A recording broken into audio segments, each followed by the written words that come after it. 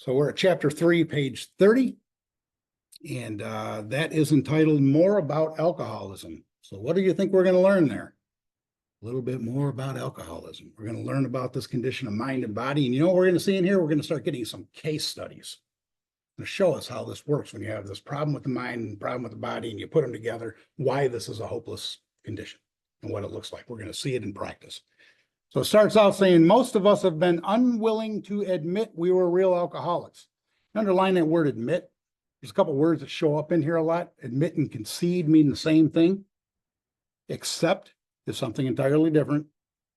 I've heard many people say, I had to learn to accept that I'm an alcoholic. We do not accept that we're alcoholics. We admit or we concede, which means by definition to do it begrudgingly.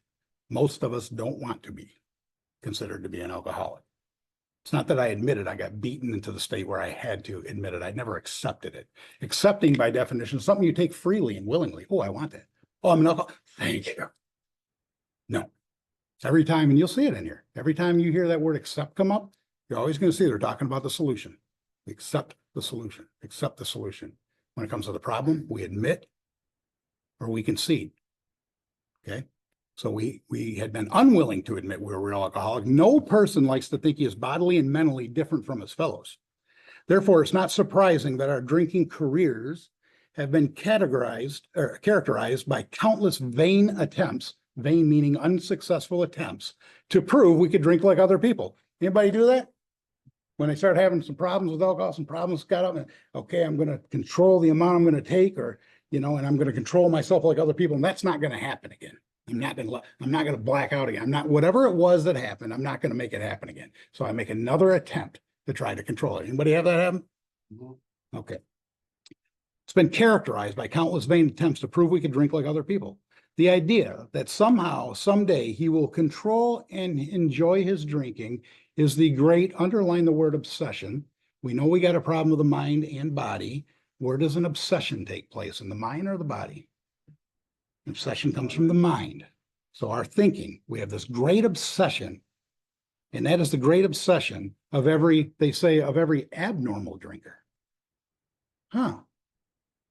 So what they're saying is people who are normal drinkers, they don't ever go about their life thinking, I'm going to now be able to control the way I'm drinking. I'm going to be able to enjoy my drinking again. I'm going to find a way to do it. That doesn't happen to normal people. That happens to abnormal drinkers. And not only does it say it happens, it becomes an obsession. An obsession, that means it becomes the top priority. It's way up here. It's not just an afterthought. It's a deal, right? So that's what happens with us, that we're going to be able to drink like other people. The persistence of this illusion, this obsession, this illusion that we can drink like other people. Illusion means something that's not true. Do you remember in the doctor's opinion, when we started reading about the cycle, first thing that they said before we really got into the cycle, I think it was the last sentence before it, it says that they are after a time unable to differentiate the true from the false. Kind of didn't make a lot of sense. We're going to learn a little bit about that now. That's what an illusion is. You think of an illusionist, they use smoke and mirrors to make something look like it's there, but it's not. And that's our obsession. I'm going to be able to control it this time. Maybe I'm going to lay off the hard stuff. Maybe I'm not going to hang out with those guys anymore because they always get me in trouble. Whatever it is, it is an illusion. Okay. And it says the persistence of that illusion is astonishing. Many pursue it into the gates of insanity or death. We'll go into one more paragraph before we stop. And if there's nothing else you underline up to this point, underline this first sentence, because this is the directions for step 1. And this is where it says, we learned. Don't overlook that word learned. Good thing we got a textbook, because that's where we're going to learn it. Where else are you going to learn it? We learned that we had to fully concede to our innermost selves we were alcoholics. Anybody ever go to another meeting where they don't have this book out and heard somebody say, the first step for me is I learned that I had to fully concede to my innermost self I'm an alcoholic. Not say it doesn't happen, but I've never heard it. And I've been around since I was 14. I'd never heard that before. Never learned that. That is the directions. Where are you going to find that at? Nowhere else but in here. I've never heard that opinion before, I guess is what I'm saying. But that's your directions for step 1. To fully concede to my innermost self, I'm an alcoholic. And that's why they wrote these chapters. This is the first step in recovery. There's your directions. The delusion, kind of like an illusion. Delusion, something that's not real. Can't differentiate the truth from the false. The delusion that we are like other people, or presently maybe, has to be smashed. Has to be. That sounds like a must. You ever heard anybody say no must in AA? That sounds like a must. That must be smashed. If you think you're going to be able to control and enjoy your drinking, as I just talked about in that first paragraph, you are not ready for step one. So where does the getting beat by a stick come from in step one, to where we get beaten to the state of reasonableness? It's not in AA. That you do out there. Go out there and do some more drinking. Try some more controlled drinking. And if it continues to beat you up, it needs to beat us into the point where that idea that I can drink normally someday, sometime, it has to be smashed, because that day will never come. For an alcoholic, even recovered, it'll never happen. We'll always have the allergy, right? We alcoholics are men and women who have lost the ability to control our drinking. We know that no real alcoholic ever recovers control. All of us felt at times we were regaining control.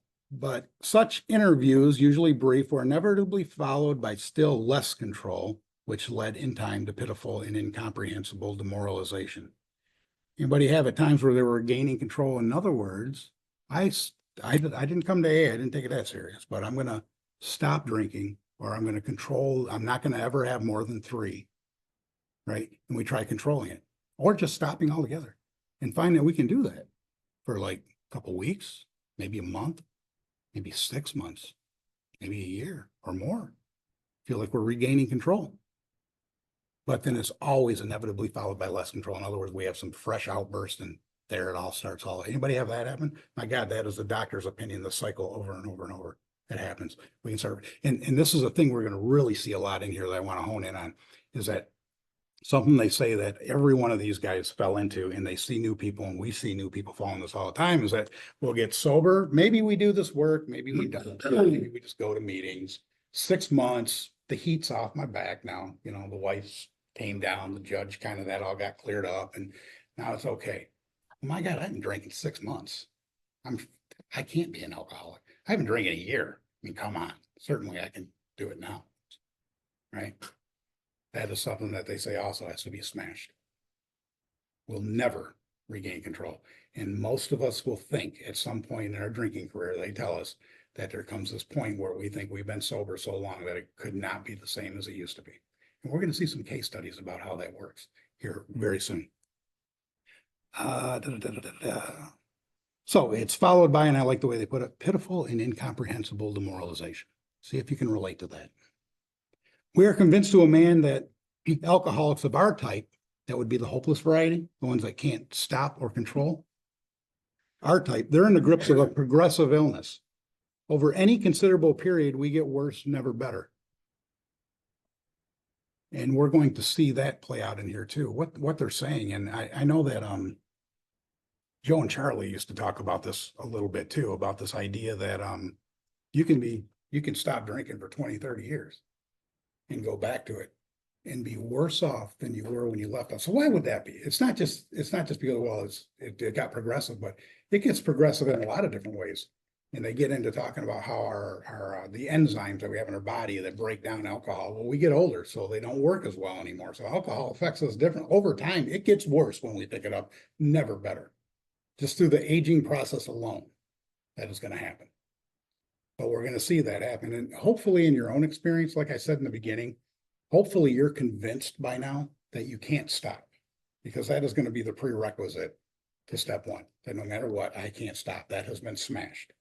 And if it hasn't been, you may end up, I'm not saying you will have to, but you may end up having to go out, because I don't know any other way that I can be convinced that I can't stop unless I tried. If I didn't try it, how would I know I can't? Now, maybe some people have, I have no idea. But hopefully this is the last stop on the block is the idea here. So we're going to stop there for the day.